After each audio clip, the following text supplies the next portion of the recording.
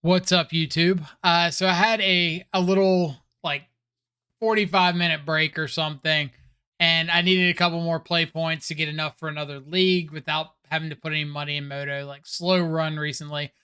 And so I was going through like some of the 1v1 queues, played a few matches in a row that I thought were really interesting and worth breaking down because they showed so many different principles when it comes to like threat recognition, hand recognition, forming a game plan, transitioning from aggressor to control versus control to aggressor, recognizing potential lines.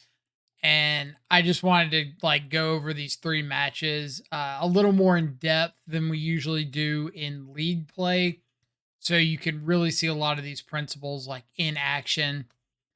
So this is the list that I ran through. This is the list that I qualified for the mana traders this Saturday with.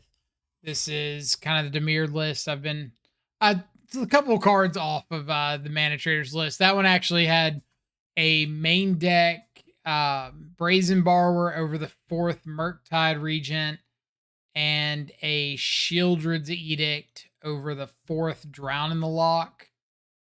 And it was mainly because I was expecting a more specific kind of meta in the qualifying matches. But here, going into like this 1v1 queue, I just want something that's generically good against most of what I could see. And 4 Murktide, 4 Wraith, 4 Drown, 4 Counterspell kind of does that for me. So let's just go ahead and like jump into the first match. Again, this is going to be a lot less card choice and a lot more mindset focused. And you'll see what I mean when we get into this first game here. So we're on the draw. Opponent doesn't reveal any sort of companion. We do have like a turn one consider, turn two counter spell, potentially a Murktide as soon as turn three, with fetch in the yard, consider in the yard, counter spell on two, and then if we find like another spell or another fetch land, then we could potentially have a Murktide on three. So the second Murktide is for the most part pretty dead. There's not a likelihood of it being playable the first few turns or even like turn 4, 5, maybe 6. But if I were to get rid of that Murktide, then I wouldn't find a 6 card hand much better than like 2 lands, consider, counterspell, stub, Murktide. So that's a lot of the reason for the keep here. It's really not so much that this is already 6, because that's functionally what it is. Second Murktide's dead. This is functionally a 6 card hand. But I don't think that I would find a better 6 by mulliganing. So I'd rather just keep the 6 that I have and roll with it. Maybe my opponent like thought seizes a Murktide. Maybe I find a bunch of considers in a row and I'm able to power out the second one. Who knows? Uh, but I do think it's important to recognize, like, just because it's free to mulligan because you're already functionally at 6 doesn't mean it's always right to mulligan, just because you might not get something better than the 6 you've currently got, if that makes any sense whatsoever. So opponent shocking in his steam vents makes me think it's some sort of like blue-red Murktide deck. Maybe they're holding up Bolt, Unholy Heat, Consider of their own, Spell Pierce, something like that. Usually you would expect Murktide to have like a Dragon's Rage Channeler or a Ragavan on turn one, especially on the play, but not always the case. So we find a Watery Grave. So we've got our lands online. Opponent does a couple cycles at the end. So all right, it's Living End. It's not Murktide. But we do have like Counterspell and Stubborn Denial to help fight over a couple Living Ends. Pretty free to go for this Consider here since they cannot Simian Spirit Guide us. Like, I really like reviewing games like this because you notice things that you wish you had noticed when you first played the match, but maybe you didn't. So, for example, here I kept the Archmage's Charm because my initial thought was, hey, I'm up against Living End. I want counter spells. I need to be able to fight over Living Ends on the stack, plus like have a second counter in case of force negation. But Archmage's Charm doesn't really solve any of those problems. Like Archmage's Charm is good on the play against a turn 3 main phase Living End out of them. But it's pretty awful against Violent Outburst because you might be able to charm uh, the first one, but then you're not going to have mana available on their turn to cast another counter spell. So I should have just taken the opportunity to like throw the Archmage's Charm in the bin, get another instant sorcery there, give myself a draw towards a better counter spell like Drown in the Lock. So I could have had Charm in the Yard here, drawn Drown, and been a card closer to playing Murktide and holding up counter magic. But instead, because I kept this Archmage's Charm, now I'm like a little bit slower. I was really hoping that they would go for some sort of a Cascade spell there.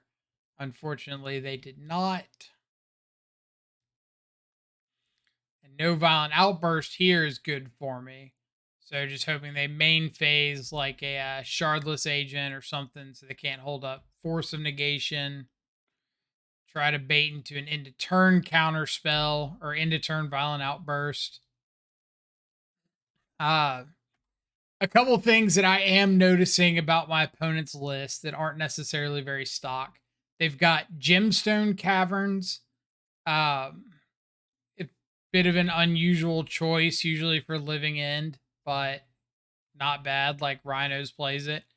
I'm sure some Living End players play it, but most of the ones I've seen have not. Windcaller Aven. So maybe they're not playing something like Grief, but we can't really make any definitive calls on that. Just possible. They have a Violent Outburst. I don't know if they had it last turn, but it wouldn't make a lot of sense to cast it now, but not last turn when they had stuff in the yard. So we are going to go for the Drown. I could have gone for the Archmage's Charm, but I want to hold up an extra counter spell in case I get the opportunity to use it. Unfortunately, I can't Stubborn Denial with the 1 open mana, but I am going to get to play my 4th land out, so I know I'm going to have another counter available. And then they have Mystical Dispute here, which I was not expecting main deck Mystical Dispute. So now I have to Stubborn Denial and just hope that they don't have another Cascade spell, which is pretty unlikely. But if they don't, then I get to untap, play Murktide, hold up Counterspell, and kind of go to the races from there. Unfortunately, they do have another Cascade spell and hit the Living End, so it's kind of it for us on that one. But it's all good. Like I don't think we could have beaten main deck Mystical Dispute. Important to note that they do have like Fire and Ice in their deck. If you see the cards they revealed here to the last Cascade spell, we don't see any Griefs, but we do see Fire and Ice. So anytime you get a chance to like pick up a little bit of additional information, it's usually worthwhile.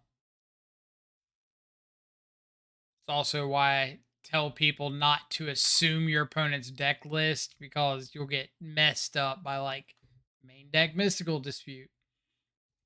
Because if you're like, oh no, they don't play Mystical Dispute, like they play Force of Negation. This could be like budget version, not running Force. Who knows? So we check out the sideboard, taking out like all the fatal pushes, dismembers, dress downs, all the removal spells that don't really matter, bringing in all the counters, the fluster storms, extra stubborn denial, bringing in the Unlicensed Hearse, Chalice of the Void. So 3 pushes, Dress Down, 2 Dismembers, and an Archmage's Charm for Unlicensed Hearse, 2 Fluster Storms, Stubborn Denial, 2 Turoks, and a Chalice of the Void. Turok, especially on the play, is pretty solid because you can drop it down on turn 2, and every time they cycle, it grows Turok. So it can very easily get to Stubborn Denial range, which is really nice. I also think Turok is a card that if you're thinking about playing Brineborn Cutthroat, but you're not really convinced, you could try out Turok in the main. I don't think it's going to have the same effect in the matchups that you really want it. For example, a lot of these combo matchups when you want to threat down cheap, but being able to kick it against like white base control decks or the random mid-range mirror can be really, really good for you. So just an idea. So this is the kind of matchup that we really need to recognize. Hey, we have a lot of control elements with all of our counter spells, but we really need to be proactive. We need to get a threat down and get a clock going, because if our opponent's able to cycle a bunch and sculpt their hand, then eventually they're going to get to like Violent Outburst on our end step plus counter spell into untap Shardless Agent plus counter spell, and the likelihood of us having like 4 counters available in that quick of a time frame is very, very low. So when I see an opening hand like this on the play that does have something like Unlicensed Hearse, then that's a really big selling point to me, because it is something proactive. I can get on the board, get deal with like these living in targets pretty aggressively. The downside, of course, being that I've got no counter magic in this hand. So I'm 100% relying on Unlicensed Hearse. If it gets forced, if it gets griefed, then I have to top deck some sort of interaction. But I figure the Hearse being like one of my best answers is worth the risk. Unfortunately, my opponent does start with a Gemstone Cavern, so that does make my life a lot more difficult. But then when they cycle twice and miss their second land drop, then I'm feeling kind of okay. Like, add in the fact that we found the counter spell, and now we've just got Hearse. If they deal with the Hearse, we've got counter spell. If they don't deal with the Hearse, then hopefully we just run away with it.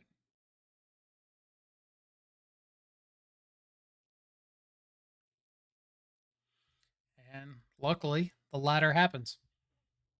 So on to game 3. I think the only difference sideboarding is I did take out the second Turok on the draw and brought back in the Archmage's Charm, mainly because I'm going to be playing like a little more reactively, a little slower. So I don't really want to tap out on turn 2 to play Turok and have them cast a Living End, and I also don't want to tap out for 4 or for Turok on 4 into potential Living End. But like Turok's good on the play on turn 2 because you know they can't untap and play a Living End.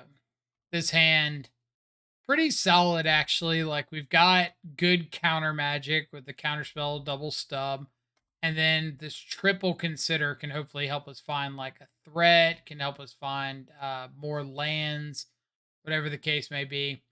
Saw Shadow, decided to bin it because I don't have the ability to, or before I drew the Thoughtseize, I didn't have the ability to lower my life aggressively enough to get Shadow down. So I don't want a Shadow sitting dead in hand while I'm trying to hit like land drops and stuff. Thoughtseize, go back to that real quick. Sees double Violent Outburst and Botanical Sanctum. They don't have a red source right now. So I know that if they pass through their turn and don't play a red source, I can go for the consider safely. If they play a red source, then I have to not fetch because I don't want to give my opponent an opportunity to outburst. Luckily, hit the land. I get to just pass. If I hadn't hit the land, then I would have to main phase consider off of. Actually, I probably would I consider. It's tough to call because like the Botanical Sanctum would come in tapped, so they wouldn't be able to pay for Stubborn Denial if I did main deck or main phase consider. If I hit a land, it doesn't matter anyway. I can hold up Counterspell. If I consider don't hit a land and they hit a land of their own, an untapped land, then they can outburst. They get back Curator, Street Wraith. I cannot currently deal with either of those. My Shadow would come in as a 1/1 because I'd fetch and shock off the Misty. So yeah, I'd probably still consider because like I think Shadow. I think I could probably race with Shadow. I just need to find an answer for one of those or like a Murktide. Been a consider there because again, I'm not really looking for more counter magic. I'm looking for threats and interaction. And finding Thoughtseize is pretty perfect because this forces the issue on the Violent Outburst. So I get to soft stub this outburst. Either their last card is a land, and I get to hold up Counterspell from now on, or their last card is something live, and I get to take it and go to top deck mode with Counterspell. And it's the latter. So definitely not fetching here because I do not want my opponent to have an opportunity in case they found another Violent Outburst. I'm just going to sit on my counter magic from now until the end of time and hope that we can find a threat before they find a way to fight through all our counter magic. Do not want to hard cast a Street Wraith because there's a very good chance I could die if I do that.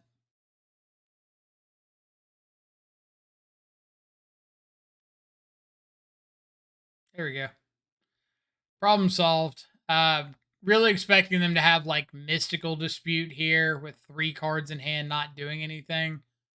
But as soon as Murktide resolves, then I feel like I'm pretty invincible here. I'm going to untap with just Murktide attacking and triple counter spells available. Like, they'd have to have Violent Outburst. 1, 2, 3, 4, 5, 6. I've got 7 lands, so I've got quad counter spell available. So I don't even lose to Outburst plus counter into untap. What's it called?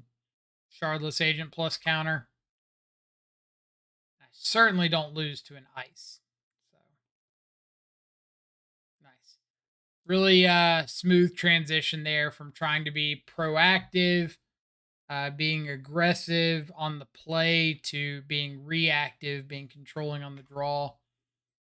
So this is match number 2 of these little play point matches.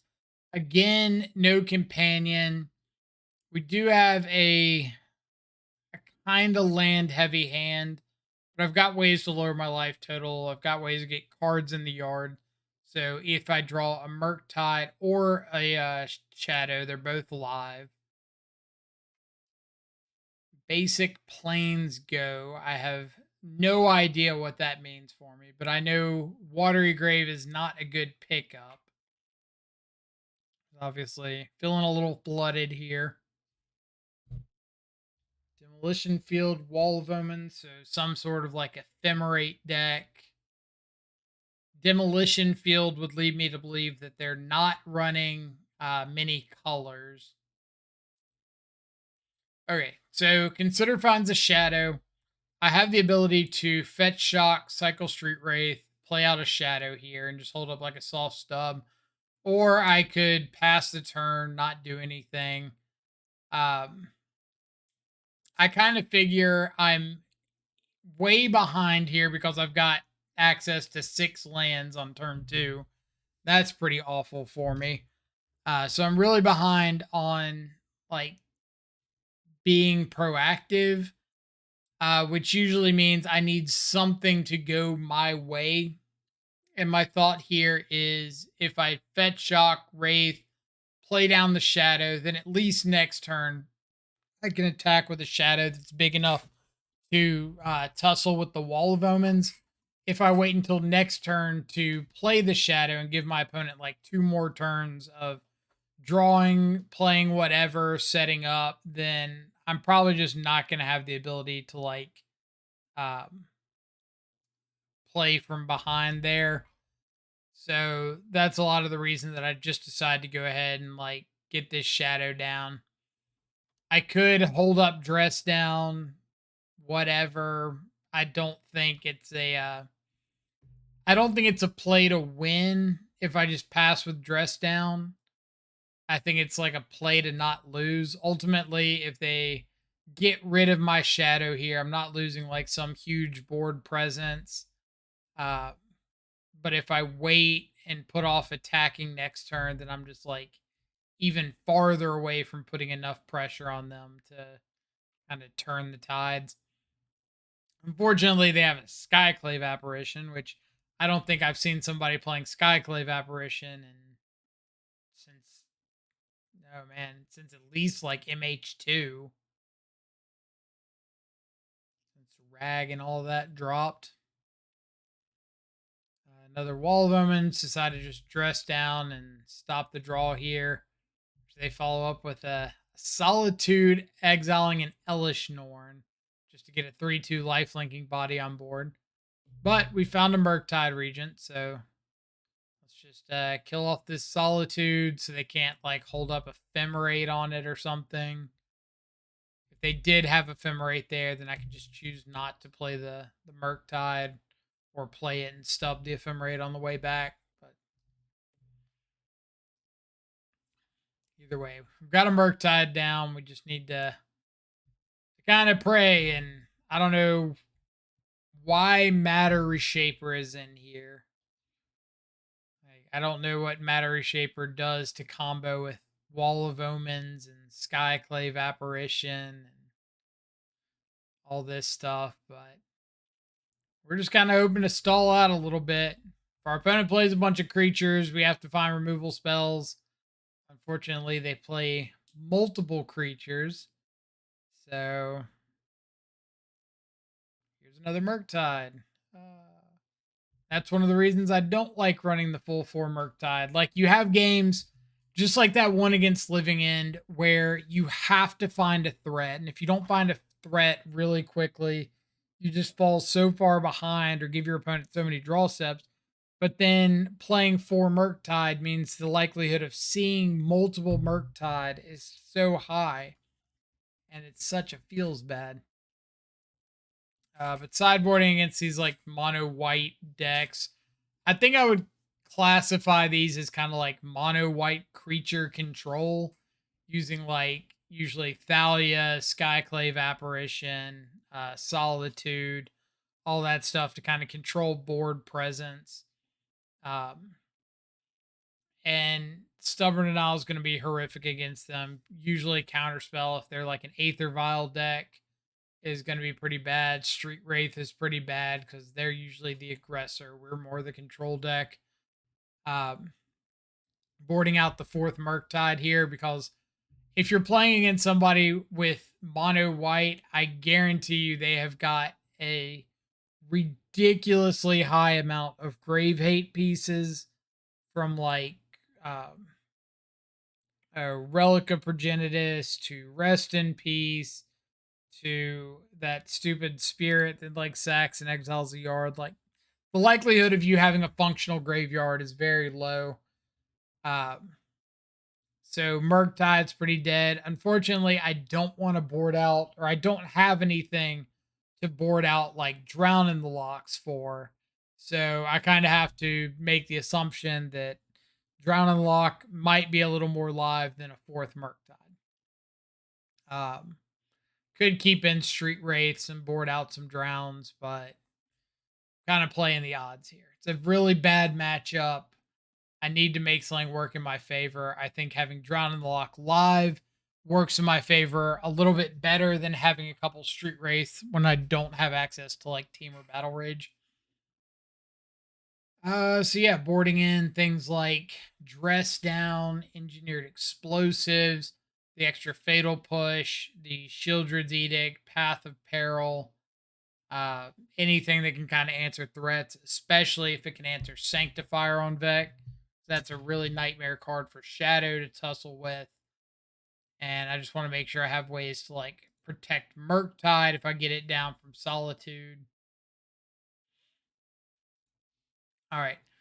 Um, Opening hand, I know looks a little funky. I've got like Murktide and Shadow and no way to enable them, and Archmage's Charm with one land. But I really do think that this is where a card like Consider shines. Uh, a lot of people are on like Tainted Indulgence in these Dimir lists, and you just absolutely cannot keep this hand with Tainted Indulgence because if you don't hit the second land, you are literally doing nothing. You can't cast your counter spell, you can't cast your draw spell, you can't play out a threat, whatever. But with Consider in this situation, I get to look at the next card, decide if it's a land. I get to draw the card after that, and then for the next turn, draw the card after that. So I get to see 3 deep for 1 mana.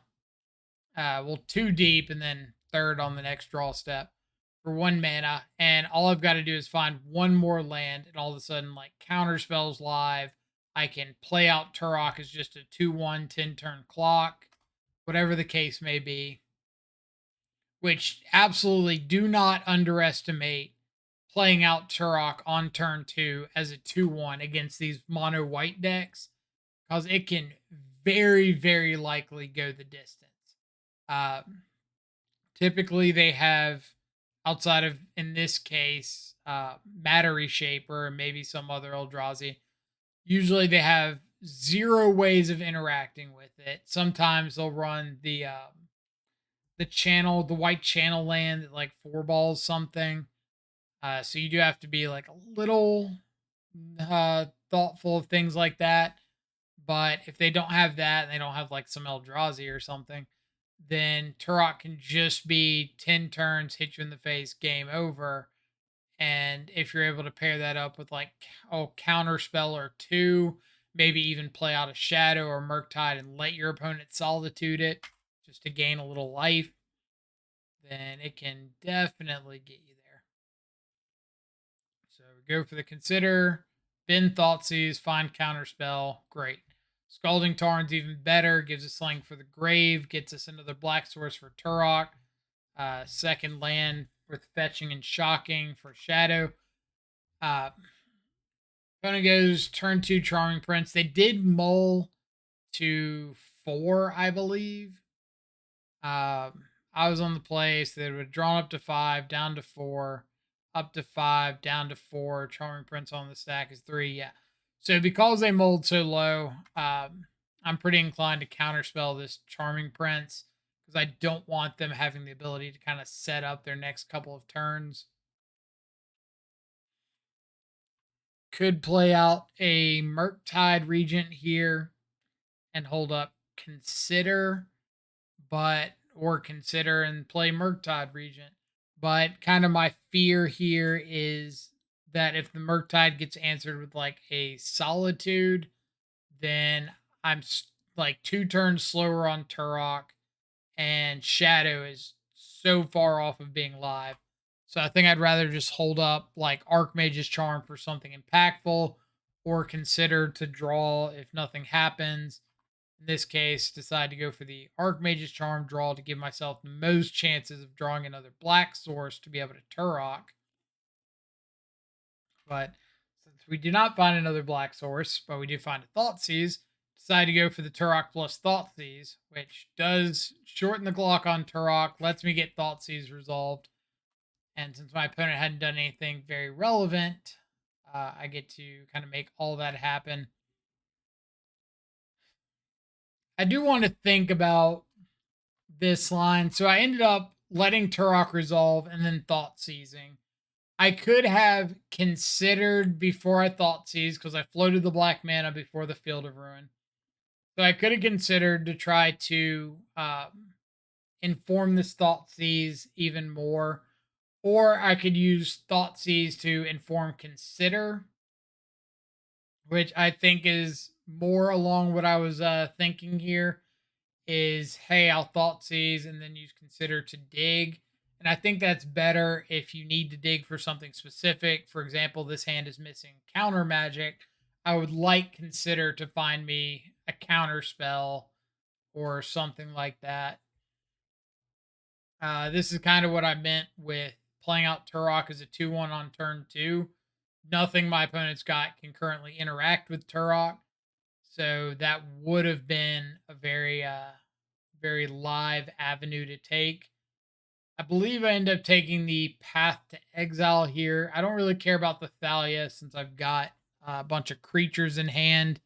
Rest in Peace can like take out the Murktide, but then I just have Shadow.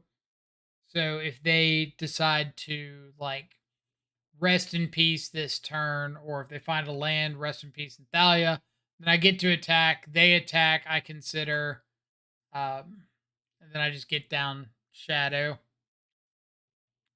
But as stated, consider looking for counterspell. Does find counterspell. Opponent finds an extraction specialist on Charming Prince, which again is pretty fine. Since I found the second Murktide, I'm very interested in like aggressively getting down this first Murktide so that my opponent can't just rest in peace him away. They did scry 2 cards to the top, so my thought is either a land so they can double spell, or I can't think of a lot of really impactful like 2 drops here. But no land means it could be a Solitude just to answer the Murktide. Turns out it is an Iganjo to answer the Turok. But that's okay because I just get to hit my opponent in the face with the Murktide Regent.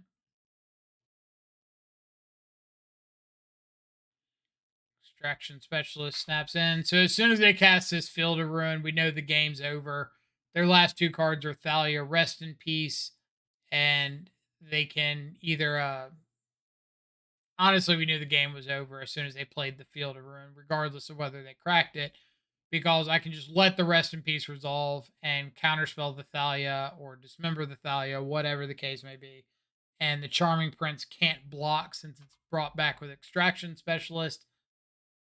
So opponent decided to attack with a specialist, put us down to where Murktide and Shadow were lethal, and Thalia is just going to get countered and die. I don't really know if there was a plan with that attack.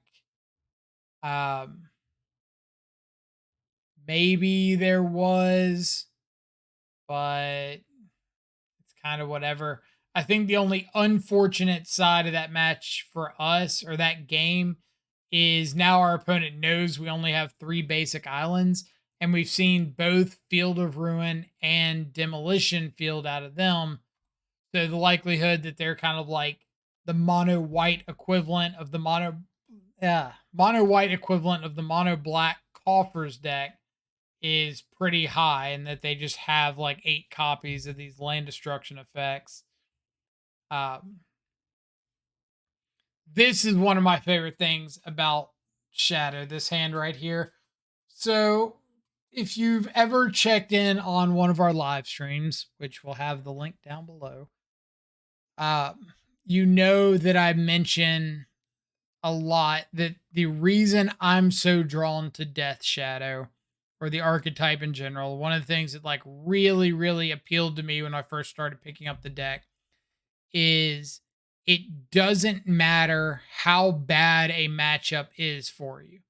Some number of games, you're just going to be able to go like Fetch Shock, Thoughtseize, Fetch Shock, Cycle Street Wraith, Shadow, Fetch Shock, dismember a threat or cycle another Street Wraith or another Thoughtseize, whatever, hit you for 10, give you one top deck to get out of it, hit you again, game's over. And this is kind of like the personification of that sort of game plan.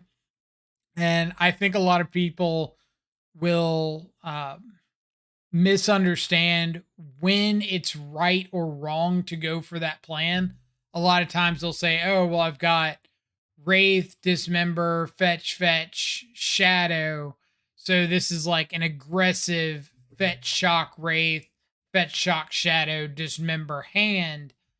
And I don't think that's the case. I think there's a certain amount of criteria that you have to make these hands work. And it's especially prevalent against a deck like Burn, where if things don't line up from your opening hand onward, you cannot take this avenue. It does not work. It will fall apart and you will die miserably. Uh, so, some of the things you have to make this work. Uh, you have to have fetch lands. You can't do it with just basics or shock lands. You have to be able to get out Shadow on turn 2. And that requires fetch shock, something to make you lose 2 life. Unless you just have like a plethora of Street Wraiths. You have to have Thoughtseize. You have to have the information that Thoughtseize provides. You have to have the ability to interact with your opponent's way of stopping your plan from working.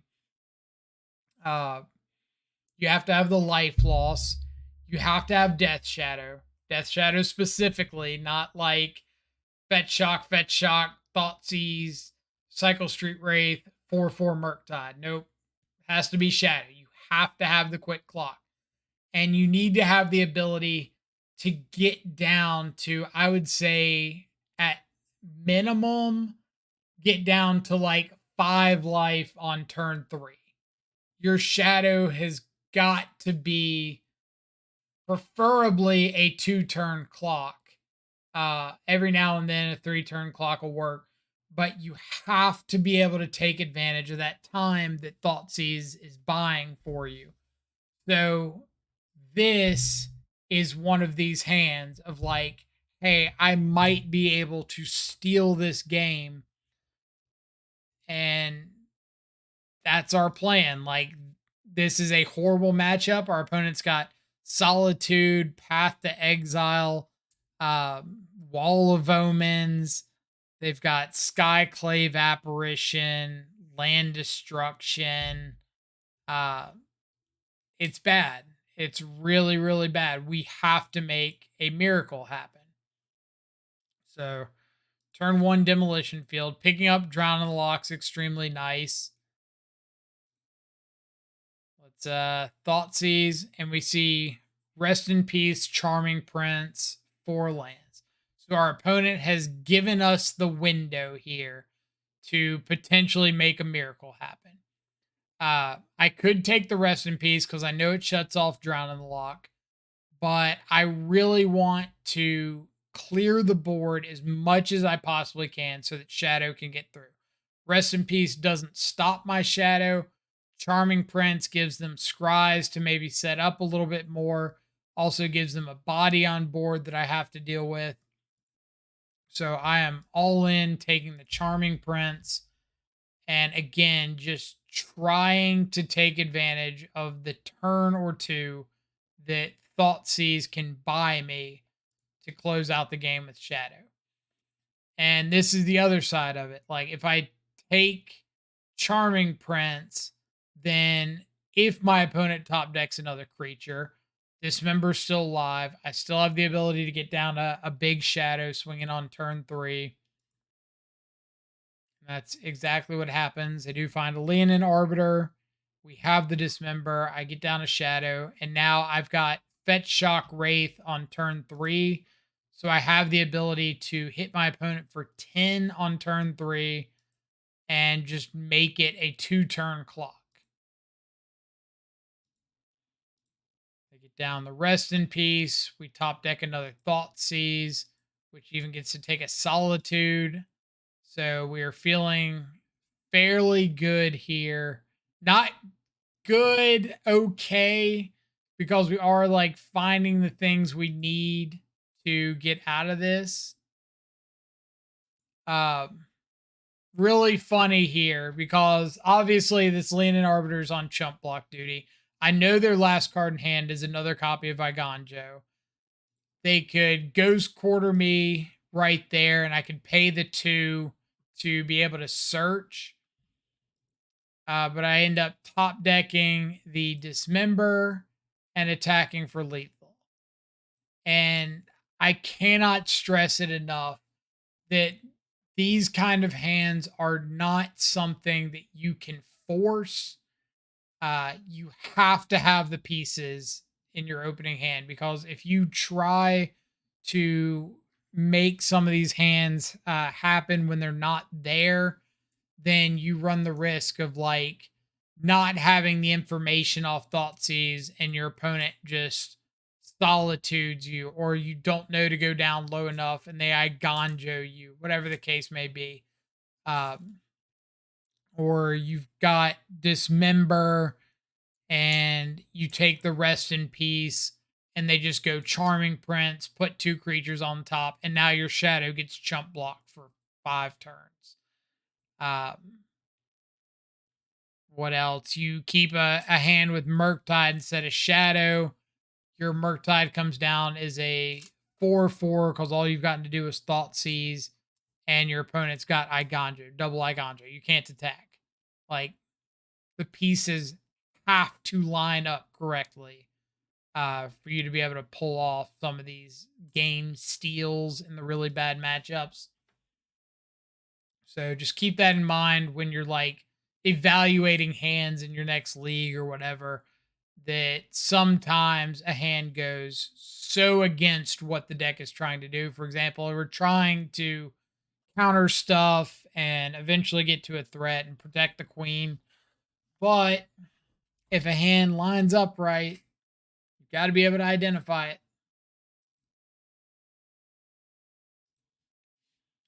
Uh, but just for the record, like if that hand didn't have a shadow, I'm mulling it. 100%. Like Wraith, Thoughtseize, what was it? Wraith, Thoughtseize, and Dismember doesn't do anything for me. Like that hand accomplishes nothing. So this is match number 3. Our opponent reveals Gigantha.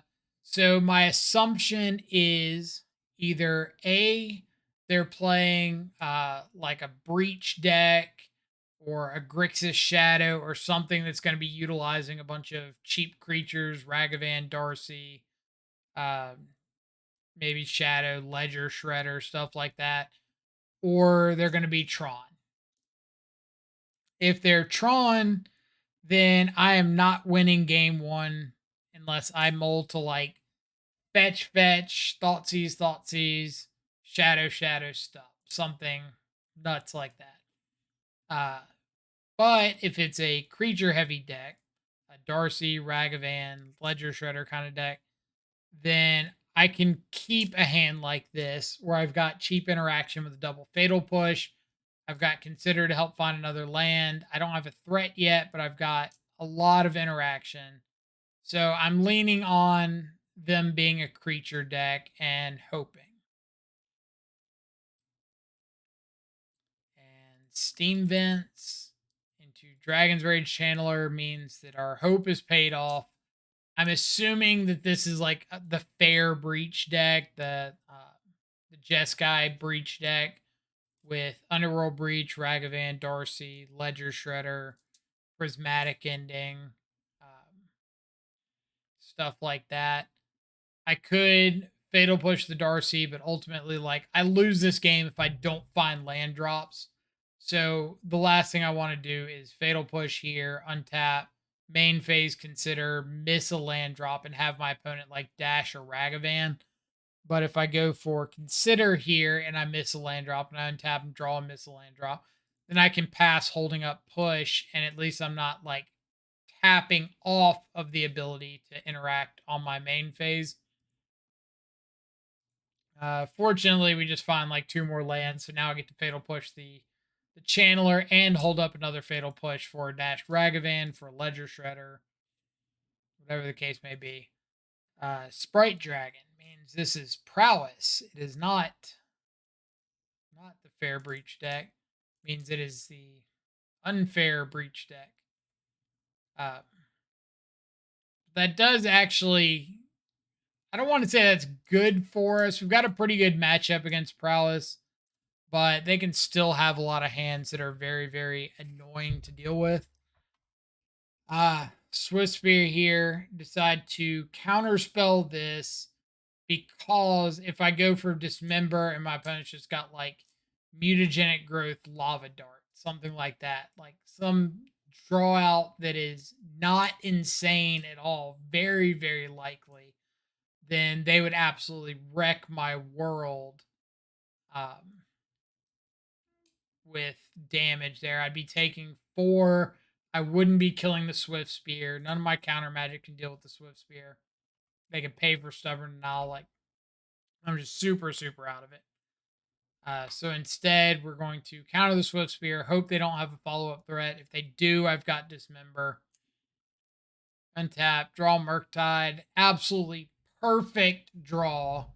Because we're able to just tap out our yard, play out an 8/8 Murktide, hold up Stubborn Denial. Murktide is a 2-turn clock. I could Stubborn Denial the Expressive Iteration, but my opponent is like willingly time walking themselves here to cast this iteration. So if I untap, attack in for Merc, all I've got to do is survive 1 turn with double counterspell up. So instead of fighting over this iteration, I'm going to make my opponent do something relevant here, which in this case, they find an Unholy Heat. They've got 3 cards in hand. I could go for Dismember on the Soul Scar Mage and hope that their 3 cards aren't like double Mutagenic Growth or Mutagenic Gut Shot. I guess Mutagenic Gut Shot would, yeah, that would do it because it would be +2/+2 off the Mutagenic, +1 for the Prowess is 5 toughness, +1 Prowess on the Gut Shot, 6 toughness. So that would get me. Uh, so instead of playing into that, like I'm just gonna Stubborn Denial the Unholy Heat, go to my turn where I can cast a Dismember, and if my opponent's got Mutagenic, Gut Shot, whatever, I get 2 cards out of hand and I still get to attack and like hold up Counterspell. They're still on a 1-turn clock or 2-turn clock, 1 turn after I attack. Because even if they had Gut Shot on the Murktide, then they'd be going down to 12. Murktide would only be going down to a 7/7. So that would be A-OK. But now we get to hit them in the face with the Murktide, hold up Counterspell, and have no intention of tapping off that Counterspell unless they put a Underworld Breach on the stack. But they decide to scoop it up. Sideboarding against Prowess, boarding out a whole bunch of Street Wraiths, boarding out some Thought Seizes, boarding in Fatal Push, Shieldred's Edict, Engineered Explosives, Path of Peril, board in the Stubborn Denial. Sometimes I'll board in the Fluster Storms, but usually not against like the Underworld Breach decks because it doesn't interact with Breach, it doesn't interact with the creatures. And those are kind of the 2 most important parts. All it really interacts with is like Expressive Iteration and some of the bolt effects and stuff like that. But I do just have Stubborn Denial that can fight over those.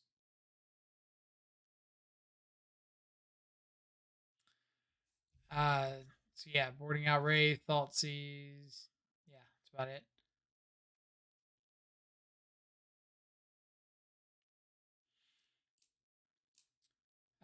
On the play or on the draw, you might think that this is similar to the hand that we kept against the mono white deck in game 3, where it's like, oh, I've got fetches and shocks and wraiths, or fetches and shocks and Thoughtseize and shadow, drown in the lock.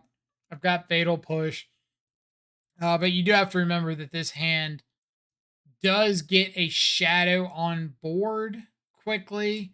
It does not kill with a shadow quickly. So you cannot take that same level of aggression with this hand because you're like losing all this life to get down a 1/1 shadow that's just dead to like a lava dart. So this is definitely not the same kind of game plan that we had in game one.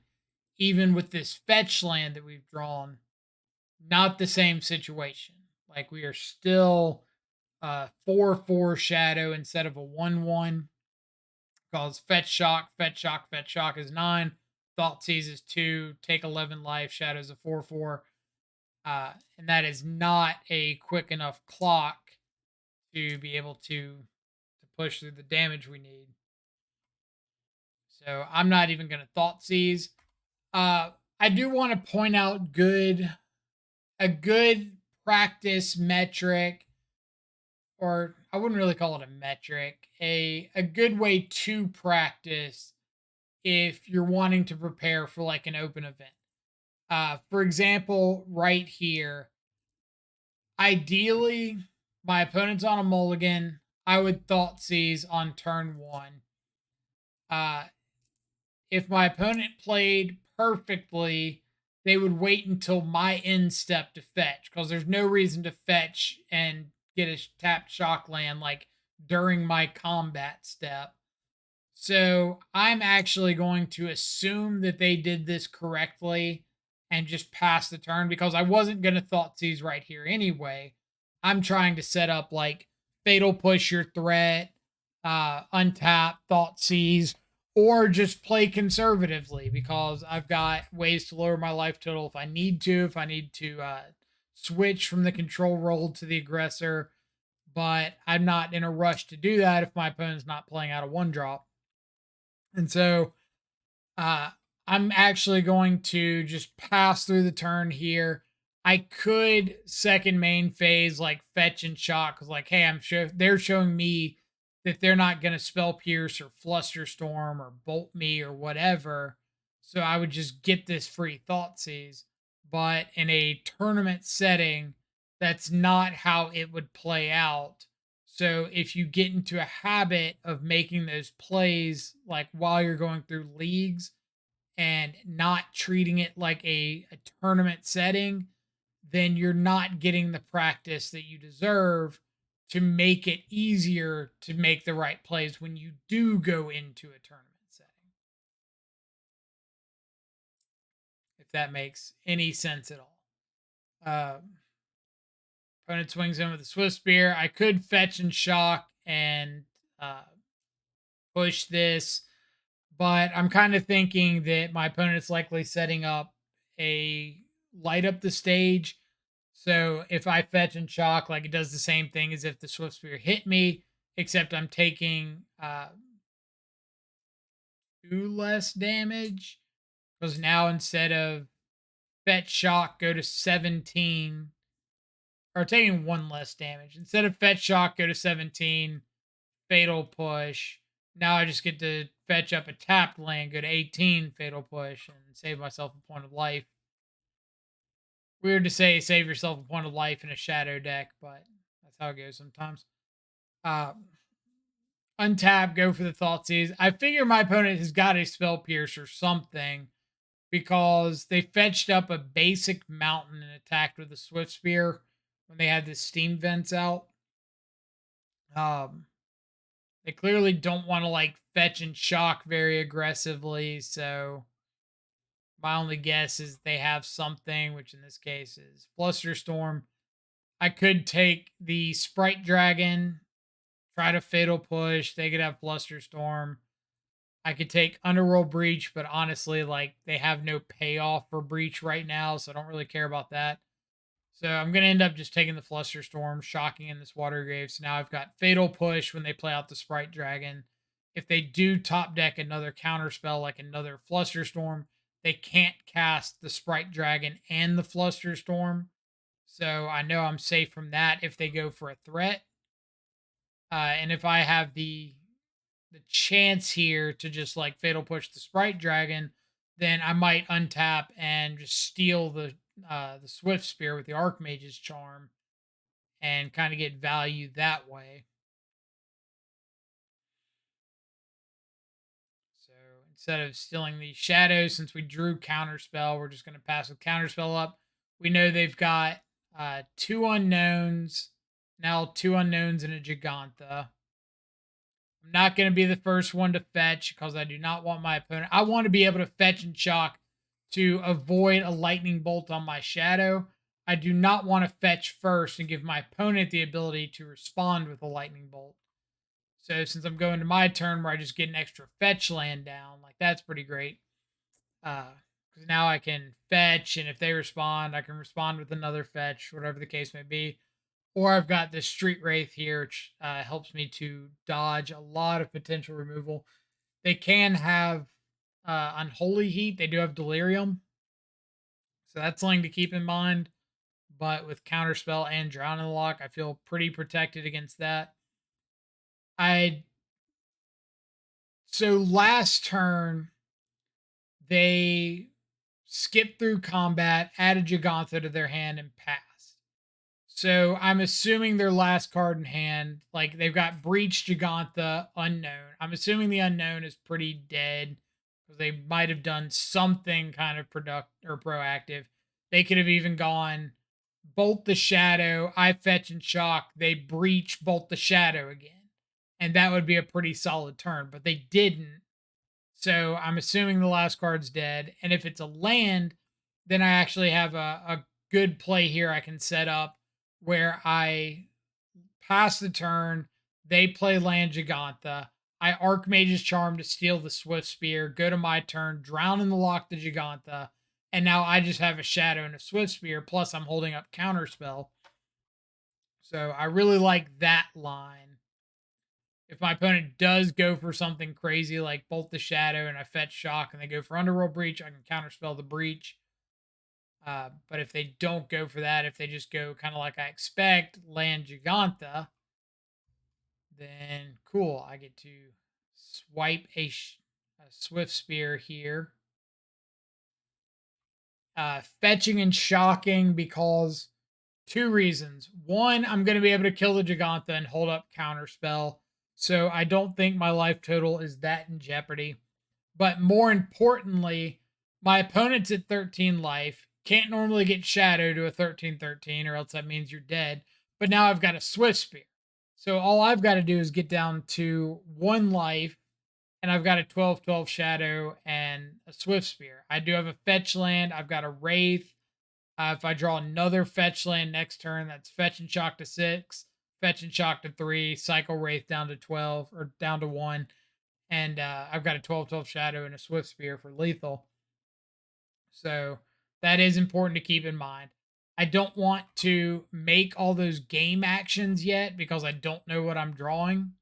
So, for example, if I had cycled Wraith end of turn or fetch shocked end of turn and not drawn the fetch land, then maybe I put myself in a position where my opponent like has got everybody always wants examples when I think about playing around something. Okay, I go fetch shock end of their turn down to 6. Go to my turn, cycle Street Wraith. I'm at 4. I whiff. I drown and lock the Gigantha, and I attack my opponent for 9, 10, 11. And I pass the turn, and they go lightning bolt you. And I go, okay, I'm not going to counter that because I only go down to 1. I've got all these counter spells. And then they go, what's the name of it? Exquisite Firecraft you. Now they've got spell mastery because of Flusterstorm and Lightning Bolt. I can't counter Exquisite Firecraft. I just died for no reason because I went down like too low on life for no actual reason. I didn't have lethal. So if I go to my turn and see what's happening before I make any of these decisions, then I can see, oh, well, I cycled and drew a fetch land. That's really cool. Now, the entire time I'm thinking this, I had forgotten about the fact that I already had 3 watery graves on board, so I could not fetch and shock 2 more times. Um, so I had to reimagine my game plan a little bit here, because I can fetch and shock down to 4 and then fetch again down to 3, but that only gives me a 10-10 shadow and a 1-1 or 1-2 swift spear. But I'm sure plenty of you are already way ahead of me, because me being the slow brained doofus shadow player that I am, it took me a second to realize, oh yeah, I can fetch shock and then fetch again. And then I can drown in the lock my opponent's Gigantha, get a prowess trigger, hold priority, and drown in the lock the Gigantha again to give me lethal with a 10-10 shadow and a 3-4 monastery swift spear. So there you go. Uh, that's another principle that I talk about a reasonable bit. Is a lot of times in turns like this, it's worth it to stop and think for a second. Is there a way I can just kill my opponent right here? Because a lot of times there is.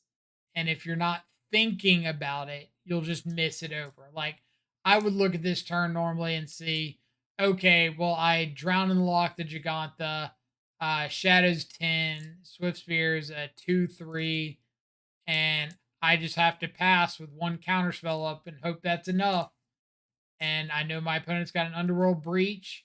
So if Breach resolves, I'm dead. I have to counter that because they'll have um, Sprite Dragon in the yard plus like Bluster Storm.